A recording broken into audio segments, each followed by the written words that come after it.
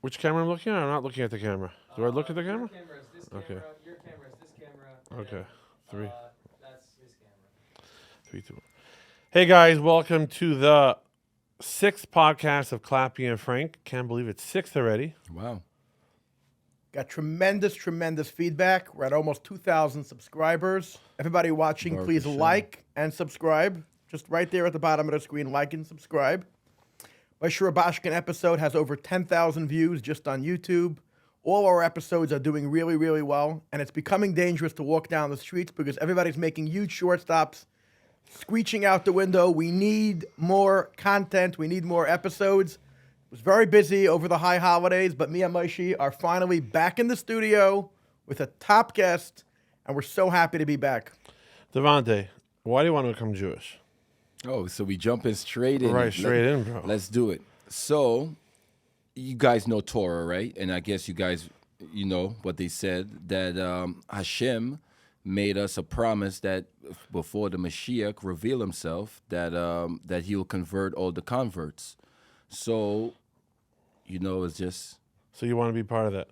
yeah. Wow. When was the first time you met a Jewish guy or a religious guy? So Or the who did you first meet ti- first? So, as you know, I grew up religious. You understand what I'm saying? I grew up very Catholic. I grew up going to private Catholic school in Trinidad and Tobago. My grandparents sent me there. So, you know, just religion was just in me since I was a kid, you know? How old are you? So right now I'm 33. Oh, 33. Mm-hmm. So you grew up in Trinidad and Tobago, and you were born where? I was born here. Born here in Brooklyn, New York. Yeah, Brooklyn, New York, yeah. So born early 90s. Interfaith Medical Center, Yeah. Atlantic and Eastern Parkway. Yeah. I was born there. Wow. On October So- 20th. My birthday's tomorrow. Oh, wow. Happy 1986. birthday. Interfaith. I never met somebody in my life born in Interfaith Medical Center. Yeah, there we go. Tiny little building on There we Albany go. and Atlantic. Nobody ever heard of. Moshe, we were both born in Interfaith. How appropriate interfaith. That's the That's topic, crazy, no? topic of our pod. Interfaith Medical Center, 1992. 1992. So you're born in Crown Heights, literally born in the Heights, and then you said grew up in Trinidad and Tobago. So basically, you know, not just don't want to put too much information out there, but you know, just say my grandparents took me and then raised me down in Trinidad and Tobago. You're born in Brooklyn and Crown Heights, and then Yeah. you grew up. Your grandparents raised you in Trinidad and Tobago, Catholic. Catholic. Tell us a little bit about your upbringing. What it's like in Trinidad man. and Tobago. Well, as you know, it's a Caribbean island, very nice, you know, going to school with the kids and stuff like that, you know. Yeah, it was fun. And you were there until what age? So I was there till I was like 13, 14 when my grandparents passed away, when my grandfather passed away. And then shortly after that, my grandmother passed away. So you moved back to the States. Yeah. So when do you meet the first Jew? Oh, so yes, so that began Mr. Milo Rutner. God bless this man. He basically transformed my life. You know, he gave me an opportunity. He seen the Sadiq in me. He basically molded me, mentored me, and yeah. Where is this? So Williamsburg.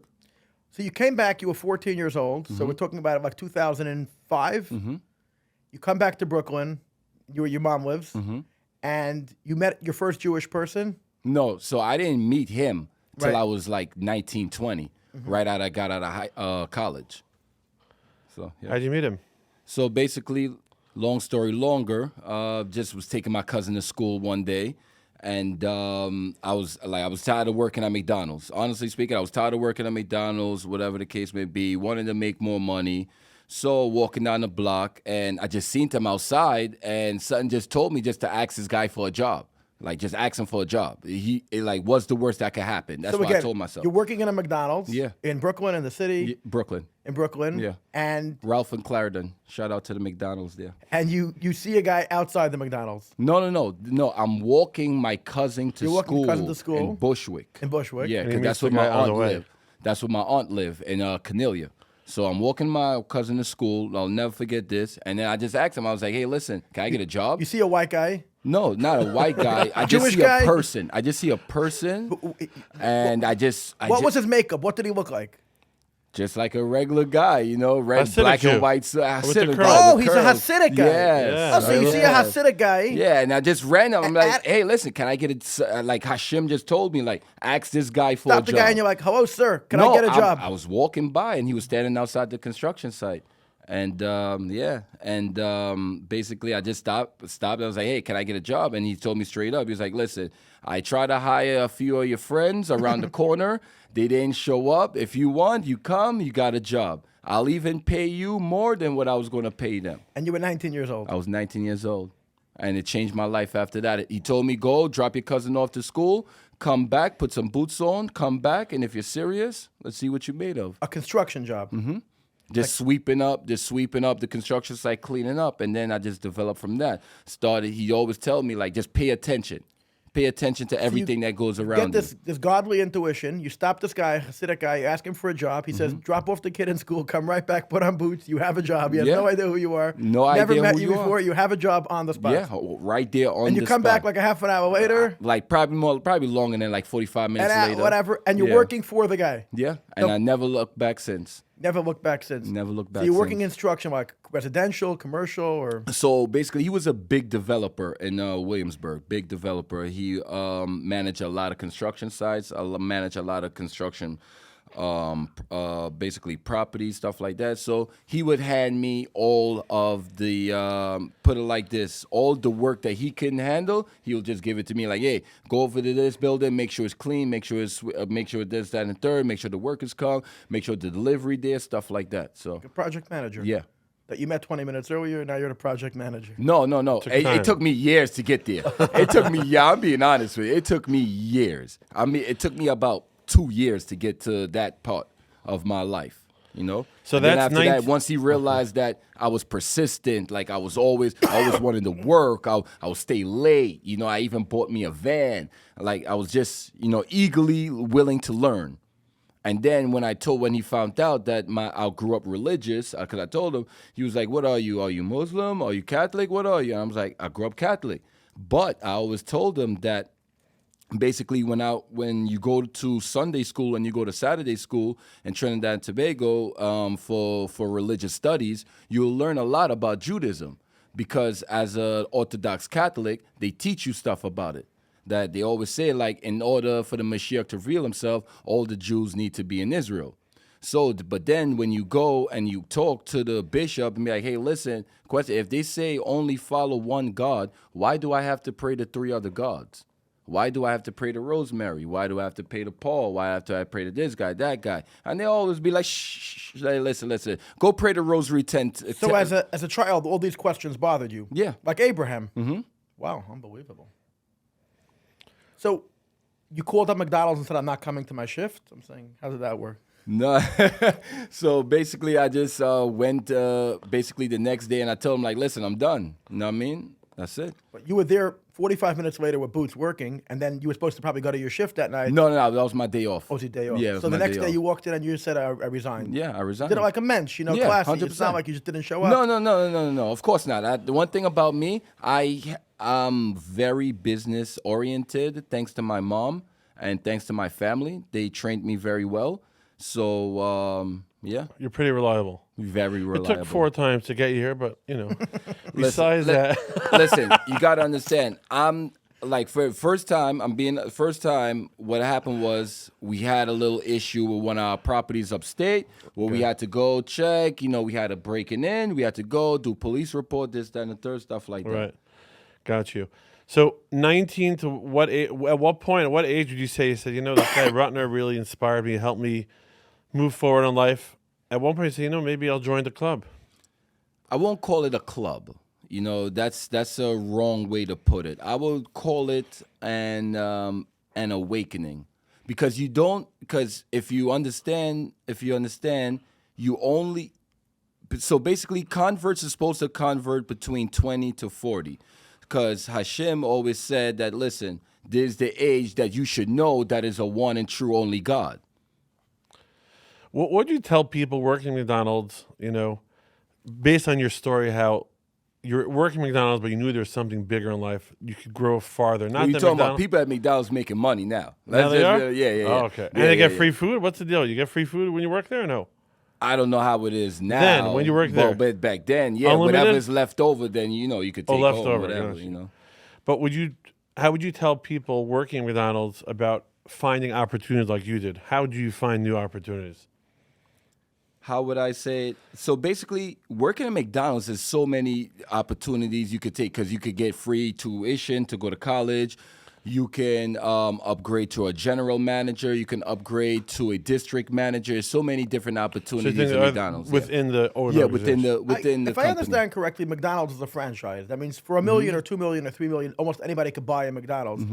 So, But it's two. It's corporate McDonald's and franchise McDonald's. when you say growing, they can't tell a private franchise owner, Dante's been working with us for 8 years, hire him as a general manager. You get more benefits working for corporate. So they own a lot of the McDonald's themselves. The corporate. Corporate. Yes. I didn't even know this. Interesting. And So Devonte- you worked for corporate. No, I work franchise. And now you do lending, right? You're a lender.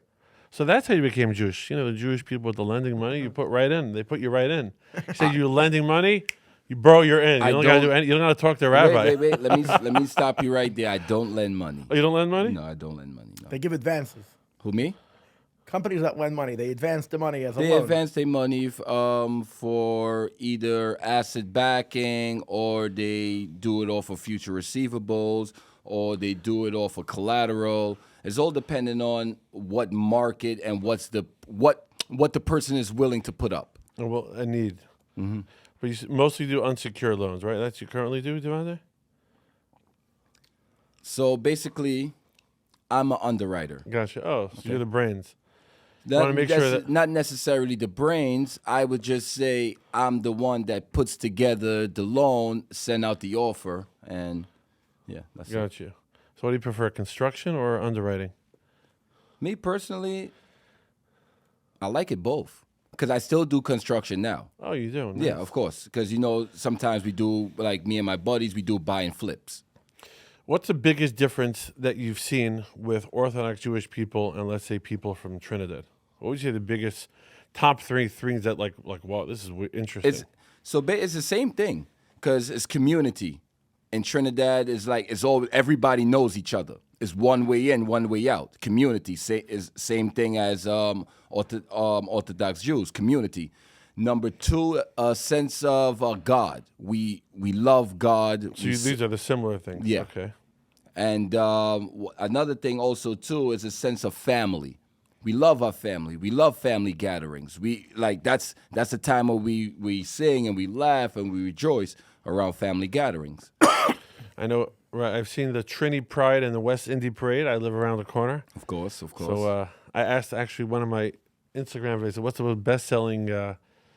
what's the best-selling flag? He said the Trini flag in the whole West Indy Parade. So I guess what you're saying. But most kids that you see in the West Indian Parade is like third generation, fourth generation Trinidadian. I am like literally a first generation American, came from Trinidad. Like my mom and my dad are both from Trinidad and Tobago. Do you know why the parade's in Crown Heights? No. Why are we so lucky to host the parade every year? That's a very good question. I sold my really don't boba know. drinks this year. I'm very happy with the So parade. you growing up in Trinidad until you're 14 years old, you heard about Jewish people in Trinidad, or there's no Jewish people in Trinidad? They said in church, in the So school. we learn about Judaism. But you didn't meet a Jewish person in Trinidad. Not No, one Jewish person. I'm being honest. I never met a Jewish person in Trinidad. Because But it was Jews in Trinidad, though, back in World War II era. I wasn't around them. Yeah. So basically, a lot of European Jews migrated to like the Caribbean countries, to get away from the oppression, stuff like that.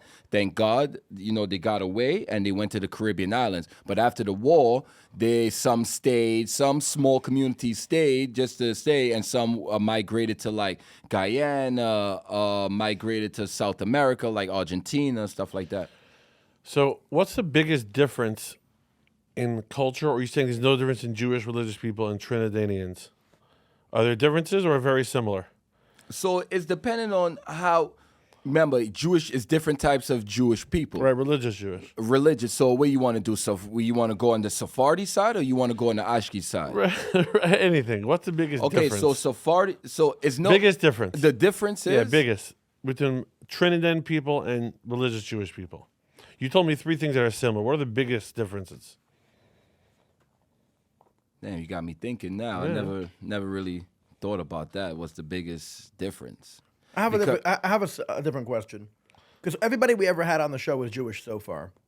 Growing up in Trinidad and Tobago, even though you didn't know many Jewish people that lived there, but you knew a little bit about Judaism, what is a person growing up, let's say you're 14 years old, you're turning on the news, you hear about Jewish people, you hear about the Israel and the Palestinian conflict.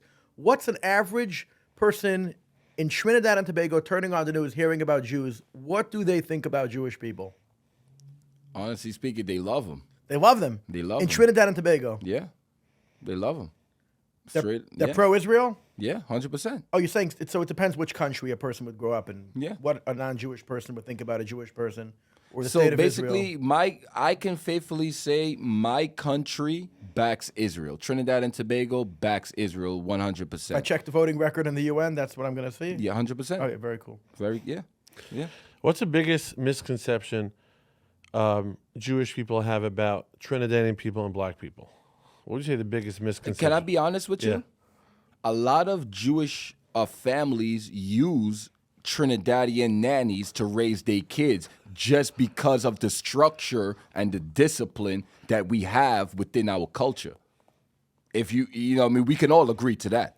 You understand? Just like we have a lot of structure, a lot of culture, a lot of respect, a lot of dignity, a lot of honor in us. So that's one of the reasons why I say it's no real. How big is Trinidad? Not that big. A few million people? It's probably the size. I would say. I really don't know. That's a good question. I got to ask ChatGPT right now. Devonte, how much longer to your Ger conversion journey? What are they telling you? So they don't give you a date. They just tell you like whenever they feel that you're ready, that you basically crossed off everything in their checklist to do. They don't give you a beeper, right? No. So they, so basically, you know, they want you to stay in the Arab. They want you to learn Hebrew. They want you to stay in the Arab? Arab, yeah. The non-existing Arab. Huh? Well, it is an Arab around my neighborhood. So thank God. It's a Crown Heights joke. So basically, they want to make sure that you know Hebrew, know your brachas, know what all your prayers, what you're supposed to say, what you're not supposed to say on Thursday and holidays. Make sure you know all the main halakas. Make sure you know how to keep Shabbat. You know. So you started the process how long ago? So I started the process officially, and officially, I would say in April. April 2025? April 2025. Oh, very new. May, June, July. But here's the thing. August. I've been on my Judaism path for over 10 years. Wow. Just learning, reading, learning. Like I always say, I always want to know what I'm doing and making sure that I'm serving God properly. So I just learn, like read Torah, read Gomorrah, read the Rashis from the Torah. Devonte, do you think more black people should become Jewish? Listen, Hashem said before the Mashiach comes, he will convert all the converts. So do you think more of them should sign up? What do you think? That's between them and Hashem. Maybe a lot of people are signing up and they're all quitting because you don't get a timeline. You don't know how long it's going to take. You don't know if they're going to let you into the club. Me personally, it's just all about you and your neshama. You understand what I'm saying? You gotta want it for yourself. So who you make a call 1-800 become a Jew? Like who do you call? How'd you start? You don't do that. Basically, How'd you gotta you- what get was your endorsed. First of all, you gotta get endorsed by a community. Thank God that you know what I mean. I can faithfully say that the Bukharian community has been very, very, very genuine to me. Bukharian in Queens? Mm-hmm. They welcome me How with did you find the open Bukharians? arms. Huh? How did you find the Bukharians? It's funny, they found me. Yeah, it's a long story. So but you have yeah, a they found it's a me. based in a rabbinical court that you're in touch with? Yeah, so basically you go to the rabbinical. So I have a date with the rabbinical courts and Queens coming up very soon. Then so I'm gonna go meet with them and they're gonna tell me everything that I need to get done. over a process, but you don't know how long it's going to be. It could be another few months, another few years. I like to take baby steps to make sure I learn everything correctly. Because I'm being like, I may not look like, but I'm very religious. All my friends would tell you like, nah, Daviti's real. Yeah, Hey, I was a chazan and shul. You came every service in Prospect Heights. Listen, I keep Shabbat. I've been keeping Shabbat although I'm supposed to break it, which I do because, you know what I'm saying, that's one of her halakas of a goy. And in the conversion stage, you're supposed to break Shabbos at least one time. But I keep Shabbat. I go to shul every day. You go to shul every day of the week? Every day. A random Tuesday? No, I mean, I go to shul every morning. Whoa. Every morning. More from you, There's Clappy. a lot to say about that. No, he knows. You know. Right or wrong. All on. Every time I call him a shul, I'm going to share, I'm going to this, I'm going to that. Yeah, I'm always learning. Always learning. I think a lot of religious Jews don't go every single day, so I think Let me rephrase. The days that I do miss, I try to make it up the next day and go two times. Wow. Straight, yeah. Devonte, why is it historically that, and do you think it could change that religious Jewish people, the marriages, the very low divorce rate versus in the black community, it's very high, and many people don't grow up with their dad. How do you feel about that? You think the divorce rate in the black community is higher, or they don't even get married to begin with? Either or. And do you think that's cultural? Do you think it's something that could change? Because obviously it affects the upbringing of a child. What's your opinion about that? I grew up I'm a Caribbean American, so I can't say for the African American culture, but I can speak upon the Caribbean culture. Yes. Our divorce rate are low because a lot of Caribbean families, they stick together. They rather fight it out at home than to rather get divorced. If they marry forever till death do us part. So Trinis, you mean? I'm saying all the Caribbean. I'm saying Caribbean people in general. Because I don't want for all my Jamaicans and stuff like that, Jamaicans, Asian, Barbadians, Grenada, I don't want no problems. So I would say the Caribbean and the West Indies. The West Indian culture have a very, very low divorce rate, I can faithfully say. I meet a lot of black people and they don't grow up with their dads. I know it's a common thing. I don't know what the numbers are in the data. So listen, it's depending on how far back you want to go. If you want to talk that talk, we could talk that talk. Yeah. So because you grew up with your dad or no? Listen, I didn't grow up with my dad, but my dad was always there. He he was always there financially, and he was always there when I need to pick up a phone and call him real quick. Did you know him? Of you knew course him I do. throughout your life? Yeah, I know. But he lived in the U.S., you lived in Trinity. Mm-hmm. Got you. So do you think that, so you grew up with that dad. What was that like? No, I had my grandparents. So they took the place. Life was beautiful in Trinidad. I'm being honest with you. So that took the place. I would sit here and lie and say that life wasn't beautiful in Trinidad. My grandfather was very wealthy. He owned a lot of businesses. He owned a lot of investment properties and stuff like that. So he took place of your dad. Would you say that? Yes, he did. Yeah. So would you say that in the black community, when there's no dad, the grandparents come in, they kick in, and there's other family members that raise them? Well, like they say, it takes a village to raise a child. No, because in the Jewish community, most family, it appears they're a lot more intact. The divorce rate is very low, especially with Orthodox. 5%, 10%? Right, it's pretty low. Super low. What would you tell someone, or how do we say this? So do you think, am I wrong? I don't know I'm going to say this. I'm trying to. Let's say it, spit it out. They say that the crime rate is lower, much lower when people grow up with a dad. Does that make sense to you? And that's why they try to basically discombobulate the black community because it's big business in the prison. We all know that. So you might as well. Who is the biggest, highest crime rate in the neighborhood? Unfortunately, us. So what they do is discombobulate the community, get these kids in jail. We get more funding from the state, and everybody makes money. So you think the government is pushing to have complicated families in the black community? It's statistically proven. they put crack cocaine just to fund a war within the black community to destroy it. You think it's the Chinese or it's the American government? What, the Chinese? I mean, the Chinese are into the putting in the shipping and the fentanyl, all that stuff. No. But we talking, when I say crack, I'm talking about the 70s and the 80s. Oh, 70s, 80s. Because you got to understand this. Back in the 60s and the 50s, the black community was booming. You know, if you really want to talk that talk. Yeah, the black community was booming. Back after the war, it was booming. Everybody was making money. You had the automobile industry, you had the steel farm, you had this farm, that farm, building this, that. You know what I mean? It was beautiful.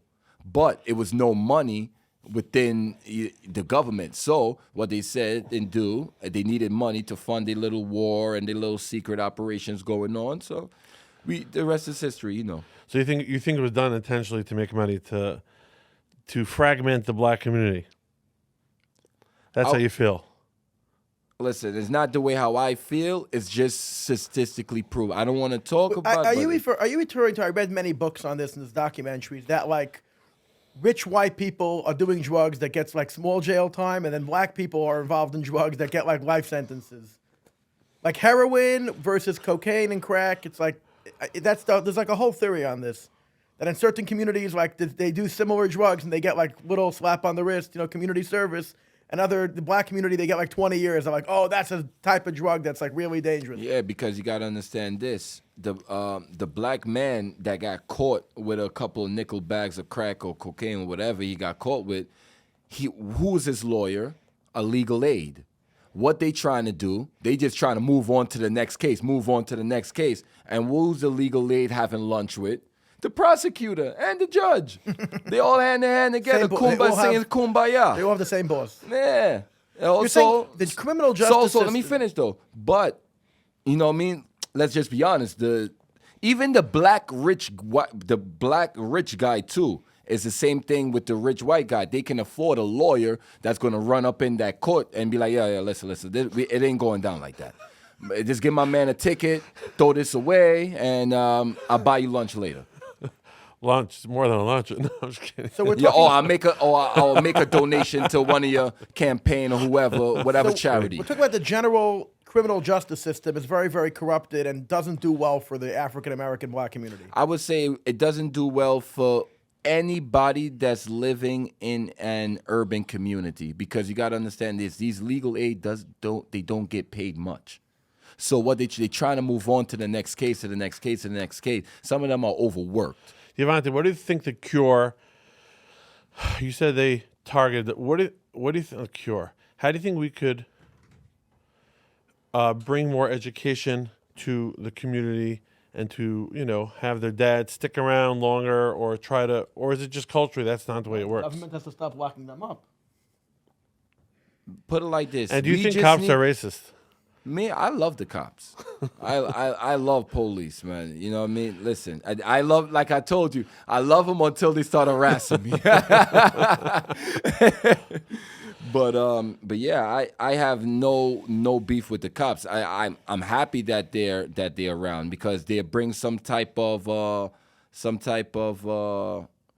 and order. Yeah, exactly, law and order. Why do black guys end up in gangs and Latinos do, but in the upper class communities, middle, they don't end up? How does that evolve? How does someone end up in a gang? You see, let's be honest here. Yeah. The rich people call it a cult. The poor people call it a gang.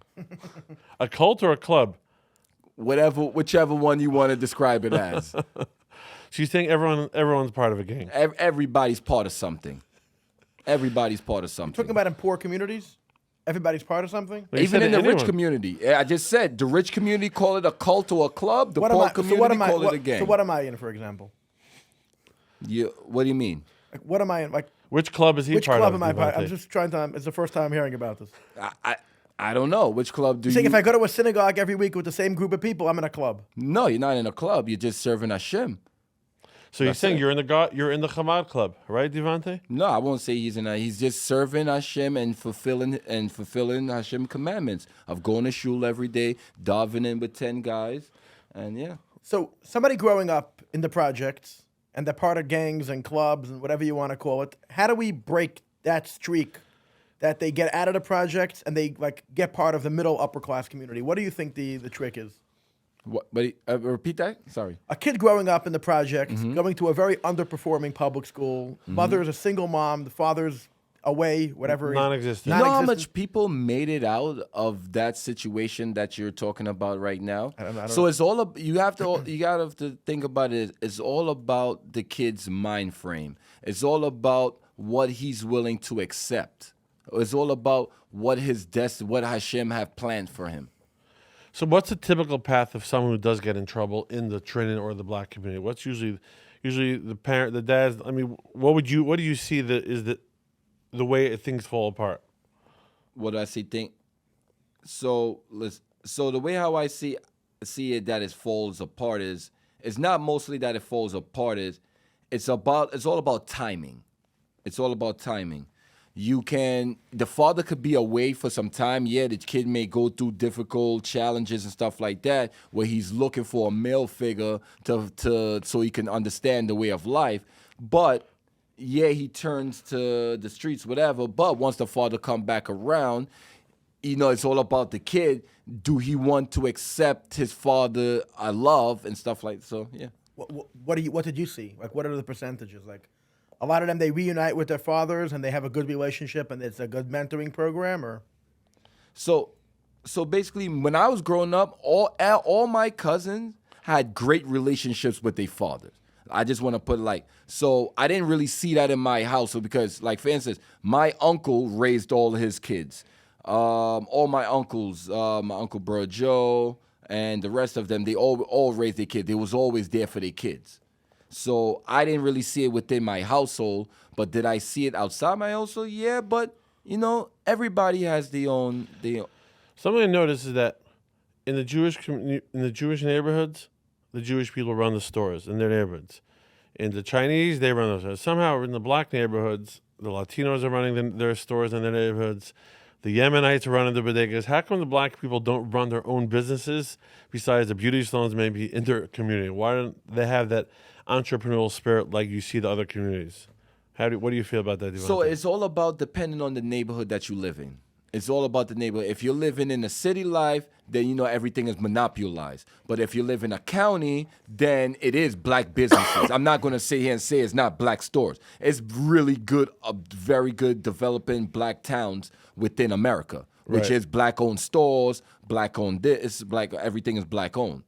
So I'm not going to sit here and say that it's no black-owned deli stores or anything like that. And there's a few within New York City too. Right. I'm just something I noticed. It's 125th Street in the Harlem, there's always a big thing. I remember Al Sharpton, Jesse Jackson, they were all talking about it, that on 125th Street, it's the main thoroughfare in Harlem, very thoroughfare. Most of the stores were not black-owned. There was always it was a controversial thing. Oh, it was. It was always a big thing. Growing up, you would always hear them talking about it. Because as a TikToker, I interview a lot of black entrepreneurs. I have people doing scrapping metal, doing a lot of entrepreneurs.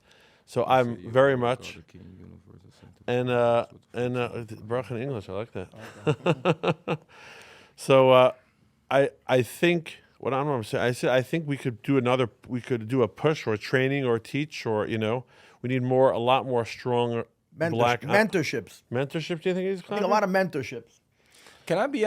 It needs a lot of strong mentorship too in the Jewish community too. now, I mean, like let's talk. I mean, if you want to talk about that, let's too. talk about that. Go for it, Devonte. So basically, I think also too that it needs that because I seen kids fall. I seen kids fall off the dirt. They don't keep Shabbat. They don't do this. They don't do that. I'm like, yo, what happened?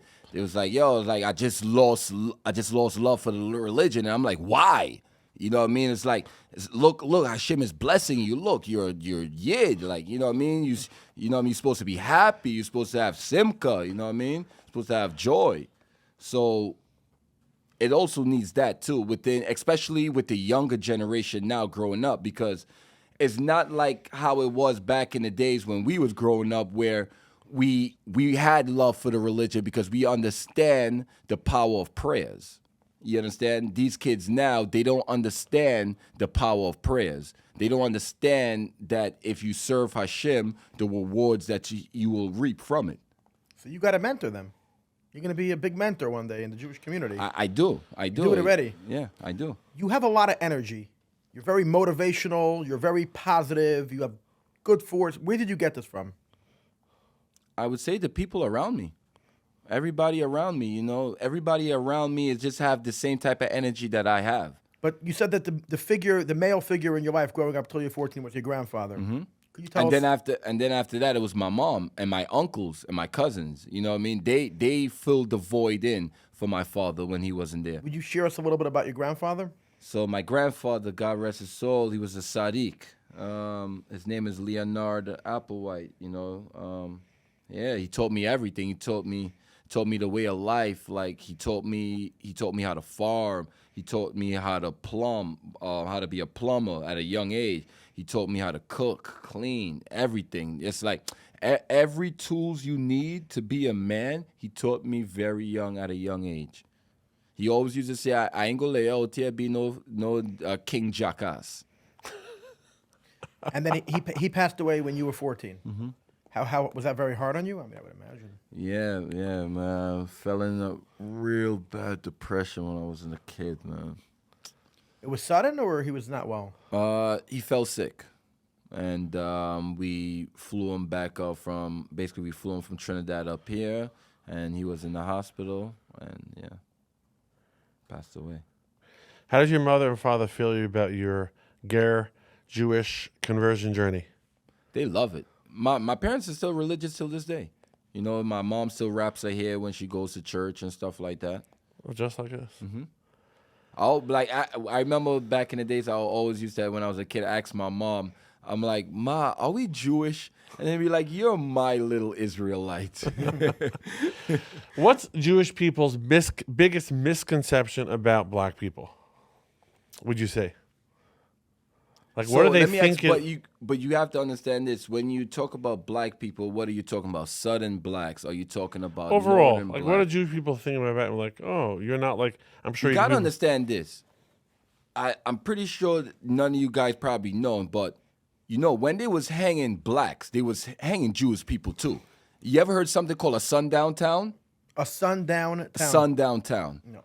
Look it up. And it still goes on till this day. And I think every one of us should know when we're traveling, because, Jewish people and black people, we travel a lot. We like going cross country. And you should know when you're passing down a sundown town. A sundown town is a town when the sun go down, you're black or you're Jewish, you better get your behind inside. Or they will come after you and stuff like that. In the South. Yeah. And they have sundown towns in the North too. We actually drove. So last year we were going to. I think we drove past one when we was going through New Hampshire. I'm not too sure. Does it say sundown town? No, Devonte. you could Google it. You can literally just ask ChatGPT. Devonte, how come I find it's very interesting? I talk to all different types of people. You can see my. You see? Told you. It's on ChatGPT. Yeah. Learn new things every day. Yeah, I tell you, there's the things that you got to know. Being black and Jewish. No, 100%. 100%. The Jewish community is persecuted a lot, and the black community is persecuted a lot. So we should have a stronger alliance, because We do have a very strong alliance. But a lot of stuff going on today. I don't feel like the relations are where they're supposed to be. Honestly speaking, it's a very strong alliance. A very, very strong. It's not something that is spoken about. It's just something that's just locked in. It's there. Eric Adams had all the Jewish Eric support. Adams is great. We support. We were talking about how he shouldn't drop out in the first episode. How he would be the best mayor in New York City, and he got really. Listen, I'd rather him than anybody else because I know it's evil. They did a real job on him. That was not nice. So Devonte, They do the same thing that they did to him as what they did to Como. They pushed him out because they want their puppet controlling the city. Devonte, why do you think people go off the derech? Why do I think? Can I be honest? I think it's mostly because they were forced to go pray. They were forced to go to shul. Like me, when I raise my Jewish kids, I'm not going to force. I'm like, hey, listen, if you don't want to go to shul, fine. But your friends is there. They having fun. I'm having fun. Be doing l'chaims. Big kiddish.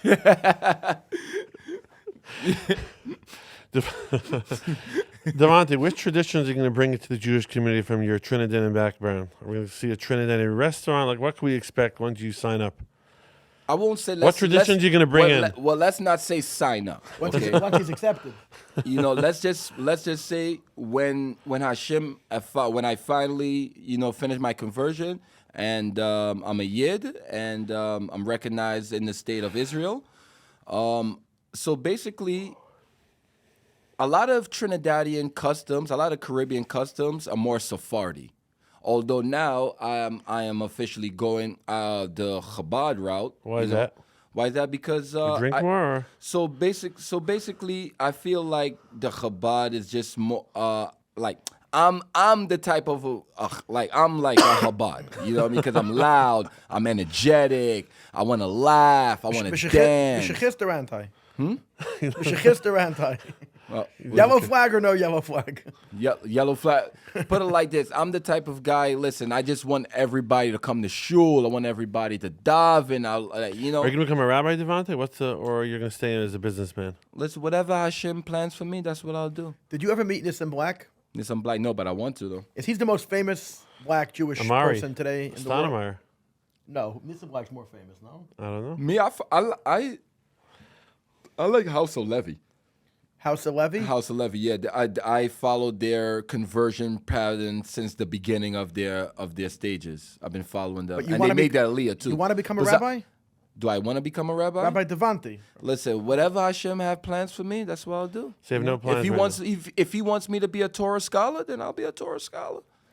Whatever he wants, I think more people should have the love and perspective like Devonte has. My block where I live, I think, is 70% Caribbean, African, whatever you want to call it. And still, there's always that, misunderstanding and miscommunication in the community. I think it really could help a lot. And maybe, Devonte, you'll be the ambassador for the Chabad community to the black community in Crown Heights. Bezat Hashem, maybe. Let's see. There was a lot of tension over Passover. Yeah? If he would have came, he could have maybe tended tensions with the guy with the wheelchair, with the whole story over there. Devonte, where do you get your such high belief in God? Like I said, I grew up religious. So you always had it. So, all right. So let me explain to you. Give you a day-to-day routine schedule. So when you go to school, when you go to school in Trinidad, we wear uniform and everything. You stand on line, and every day, every morning, you pray. Every morning, you're praying. No separation of church and state in Trinidad. No. Every morning, you're praying and you're saluting the flag. That's why I get my sense of pride from my country. Because it's like it was installed into me. Why don't they do that in America? Salute the flag and pray a little.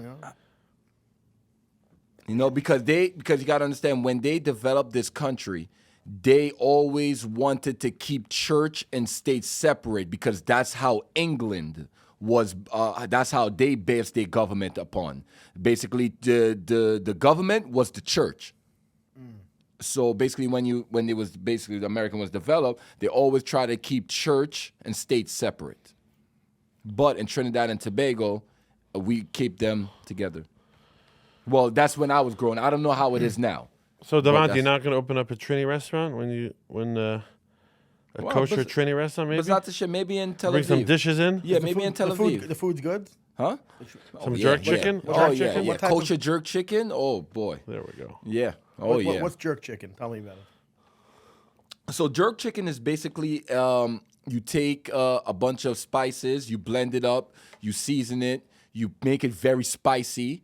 You put it in the refrigerator, you let it marinate. I would say freeze it and let it marinate for 2 days. Wow. Then you put it out and let it thaw out. The seasoning is in it. Then you just throw it on a grill and you just flip it side to side, and you make sure it look like me. Well, not like. I don't like spicy food, but you could do it not spicy, I guess. Also, jerk chicken not so It's spicy. not spicy. It's spicy. It's supposed to be spicy. That's the only way. Like hot? Yeah. I can't eat hot food. What about some bakery? What's some Trini bakery items that we got to try? So you have to try cocoa bread. That's another delight. You have to try crunch roll. That's another delight. Crunch roll like in the sushi? No, crunch roll is like basically a bake. It was like a bake with raisins and stuff like that in it. It's very good, very tasty. Doubles is a good one. What else we got? So, reverse. beef patty. Which Jewish foods did you fall in love with so far? Oh man, you know. Just Chivas Regal. That's it. I'm Bukharian and hot. My man. Also, only into the Bukharian Shout out to foods? my Bukharians. So you're only doing kosher Bukharian. Well, me, I fell in love with the Bukharian cuisine.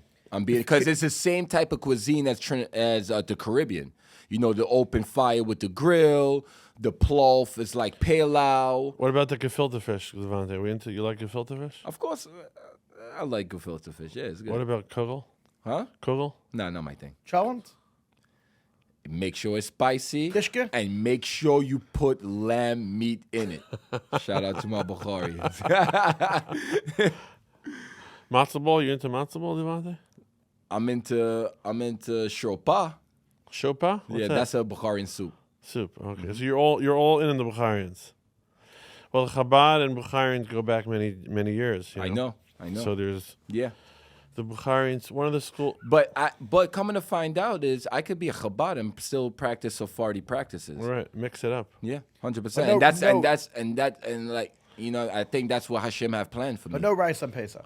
Huh? No rice on Pesach. See, I'm Sephardi, so I can eat rice on Pesach. Chabad, Sephardi, eat He's rice the on best of Pesach? everything. He's shopping around. You could Full do that? buffet. You could be Chabad and eat rice on Pesach? You could be if you're following a Sephardi practice, Yeah. I believe. I think he's just for Pesach. He's gonna become Sephardi, get the right, and then No, because you gotta understand it. Sephardi community is similar like the Caribbean community. You know, we're very motivated. We're very driven. hustle. We got a hustle in You know us. what's funny? I interviewed a nanny in Dumbo, Trini lady. Jewish nanny? Isn't there No, a not famous Jewish. lady now, a Jewish nanny? He's also Not Jewish she nanny? converted, yeah. Oh, she became Jewish. But the nanny I interviewed gets paid a lot of money. Trini lady. Hold So on one it's second. Is she married? she's older. So Shidduch? Not a shidduch? hold on, No, Devonte, are you gonna marry? Nah, I'm not thinking about marriage now. Just Devonte, learning, you going just for learning, Ashki learning. white girl? Or you gonna go a black convert? Who you gonna go? What type of girl you gonna? Do you think you're gonna target? When that day come, I'll decide. So no preference. I think we're getting off track. I still want to get the story. 14, you flew your grandfather back, bless his soul. You flew him back to America, passed away. Which star did you miss? No, he wants to get. So we then had 14. You're 14, So you let me you explain. joined the schools in America. You go to school here. So yeah, so I went to school in America. And I'm sorry, the language in Trini is English? Yeah, English. Yeah. Okay. So I went to school in America. I went to Park Slope. I went to school in Park Slope. I went to John Jay Secondary School for research. It was very good, very educational there, you know. But you know what I realized about the education system, everything that I learned already while I was in Trinidad is what they was teaching me now. So I'm like, wow, I'm already like advanced in this already. You know what I'm saying? So I understand. that was a good. That was The a education extra is step. better in Trinidad than in Yes. America. The education here is very bad. Yeah, the education, because we get the Trinidadians get their education from England. Did you watch the debate on Thursday night? It was my first day back to work and try answering 100 emails. So, no, one of the things, all three candidates were talking about how it cost $41,000 to raise kids in New York City, and they're like not too bright. They come out not knowing much. In second grade, over 50% of them already can't read and write properly.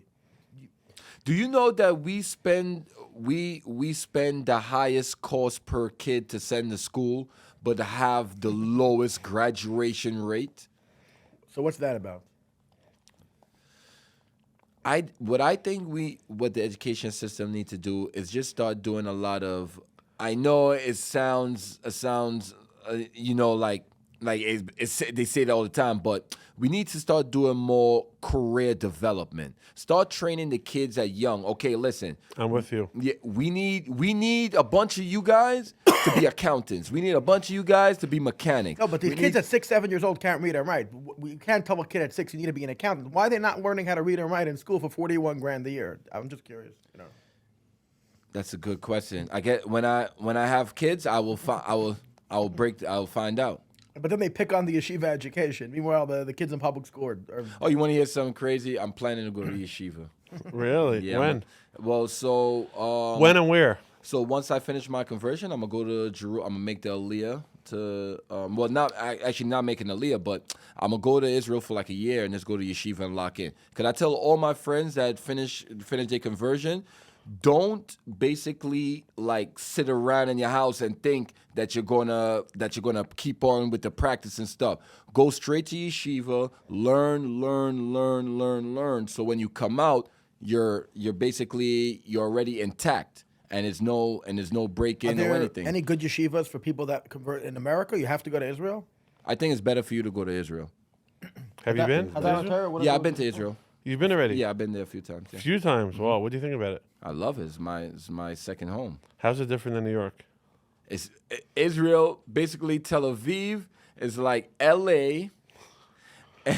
LA and New York had a baby. Then it was Miami, and then Miami slept with Texas and had a baby. You got Tel Aviv. What about Jerusalem? Beauty. No, Yerushalayim, beautiful. So right now you're not dating. You're in the freezer. No dating. No dating, no nothing. Shomer. There's a joke in Lakewood when guys are in the yeshiva and they're not dating. They're in the freezer. So you're in the freezer right now. Yeah, I'm just learning Torah. Just learning. Right. So you went to John Jay, and then you were, and then what was the next thing? Next thing, I went to college, graduated college. Then after college, Graduated with a bachelor's in what field? Nah, associate degree. In what? Liberal arts. Liberal. Okay. Yeah. Another thing you can't get a job with. Okay. Yeah. Then he went to Basically, McDonald's. I kid you not. If I ever known that I would have been so successful within construction, I would have just went to trade school. But you always had when you have a type of mom who push you, go to college, learn, go to college, learn. So then, that when the construction thing started. So you started the construction. You're 19 years old. No, McDonald's first. McDonald's, then construction. Yeah. And then you were working for him, and after a while, you told him that you feel like you're connected and you want to convert. So basically, I will always talk to him about religion. We will always have religious conversation. Rudnick. Yeah, Mr. Rutner. We will always have religious You still conversations. talk to him? Of course, yeah. Every once in a while, I call and check up on him. So we will always have conversations. So he always be like, "Hey, listen, if you want to learn, come to shul, sit down, learn." And then I started learning Yiddish.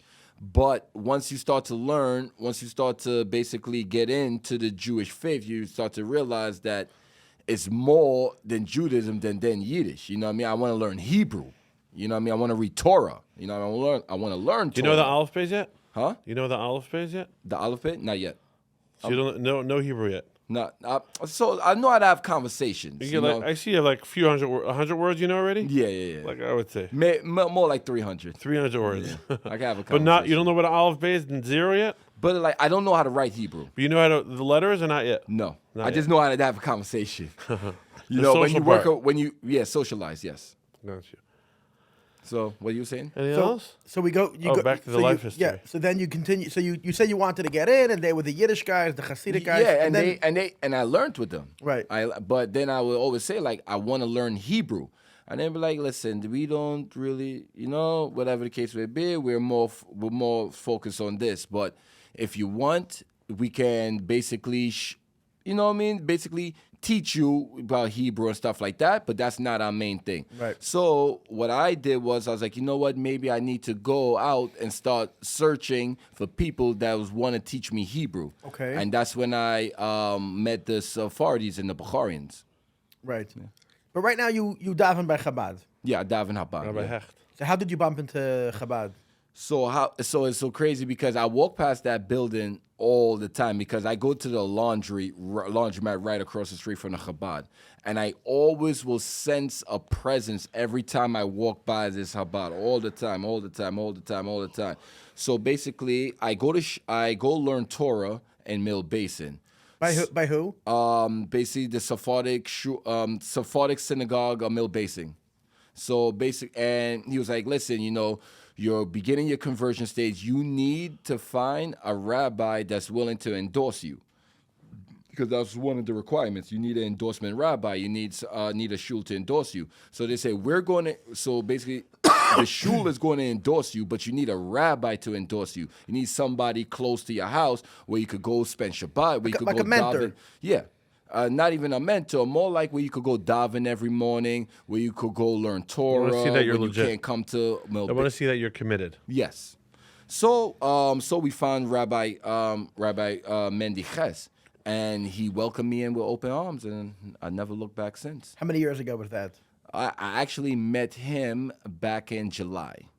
This year. Yeah, Yes. he only started in April. Oh, right. Anything else, Clap? Or we got everything? No. Let's keep going. Nah, I'm loving this. Yeah. So basically, once I started meeting him, like, I guess I had to show him how serious I was, you know. And one thing he always say about me, he was like, Devonte, one thing about you, you are a tzaddik. You know what I mean? It's like just the way how you pray, just the way how you know what I mean, daven for Hashem. It's like you can sense the presence of Yidden. But here's my $1 million question that's been on my mind for the last few weeks since we knew we were going to be interviewing you. I'm born Jewish. So we can't eat almost anywhere. We can't drink almost anywhere. We can't go almost anywhere. Our life is full of a million restrictions. I love it because this is the life I know and I grew up with and I accepted it and I embraced it and I love it. But for me to understand how somebody that can live a perfect life and be accepted and loved by God, get every afterlife, everything amazing, whatever, why would somebody want to put... I understand you grew up in a spiritual... For me, I'm still shocked that somebody would choose to come into this religion and have a million limitations where they could live a perfect life. Well, you obviously feel differently, but I'm saying, there's something I'm still missing. We're the most hated nation, and of all these restrictions, Devonte. What's the attraction here? It's no attraction. It's just basically, it's just for my love for Hashem. And I know that this is the one and true religion. And I don't want Hashem think that I'm idol worshiping. Right. So, you know, this is my calling. This is what I Right. have to do. So you feel this is the emes. Right. Amazing. Anything else? Amazing. I love it. So Clappy, I we- also want to add this too, is that I always felt that I was a Jew ever since I was a kid. I always felt it. His Israelite, the mother would say. I always felt it since I was a kid. I always felt it. People, even my family, they used to call me, be like, oh, like you, because like I was always good at math, thanks to my mom. Devonte, would you say that if you come with the right energy and attitude, the Jewish community would accept you? If you what? If you come with the right energy, you have amazing energy. So not everyone has your energy, but would you say if you come with a positive attitude, the Jewish It's all religious about the community... person himself, because you could come broken and be fixed within the Jew. Like you could walk up to a synagogue and be like, Rabbi, I'm broken. I need to be fixed, and you know, and he will help you, and that's some reasons why people convert too. But most of the reasons why other people convert is because they feel the presence of Hashem within them. So, and all of that, and on top of that too, if you know that when the Torah was given out to many nations, the majority didn't want to accept it, but the minority wanted to. So you were one of the Trinidadians that wanted it then? Devonte, I think you need a new haircut to get the yarmulke to stay on. No. I normally have sure? a clip. Yeah. I have a clip. Okay. Yeah. So what's your message to the basically- world, so Devonte? ba- so- What's your so wait, message? wait, so let me finish though. Okay, sure. So basically, Hashem made them a promise and said, "Listen, since your nation didn't want to accept it, in your next life, I will convert you, and if you become a tzaddik within this life, you will in your next life, if the Mashiach doesn't reveal himself by then." I will rebirth you with Jewish religious parents, and you'll go to yeshiva. So our tens of thousands of viewers are from all areas of life. We have people from Chabad, Yeshivish, Modern Orthodox, and some of the viewers are not Jewish at all. What's your message to the world? Simcha. Happiness. Happiness. That's it. Just basically, if you do a mitzvah, it leads to another mitzvah, like the Rebbe would say. You know, and I think a lot of people have to realize is that it's not all about basically about how you feel about each other and stuff like that. It should be more about just show kindness, show respect. That's it. Just show respect. That's it. Because respect go a long way. And I think a lot of people forget that. And yeah. Love it. Love it. Thank you so much. Devonte, Thank you. thanks so much for your time and your Thank great you, energy. thank I think you. you're going to become a rabbi one day. That's my, Rabbi Devonte, I think you're going to be a big rabbi. Why do I hear that so much for? Why do everybody always Is it say- going to be a Chabad shul or Bukhari, mix. Bukharian? Mix. Put it like this: it's gonna be a temple for everyone to come. The into Devonte worship. Chabad Bukharian Center. And what's the chosen Hebrew name? What are you going with? Oh, I'm going with David ben Avram. There we go. Love it. Bezat Hashem. Thank you so much. Hold on, Devonte, you going to do a beard or no beard? Beard? You going to grow a beard? Chabad, you need a beard. I don't need a beard. I'm gonna be different. Listen, as long as I'm keeping Shabbat, following all the halakkas, and doing my mitzvahs, Bezat Hashem.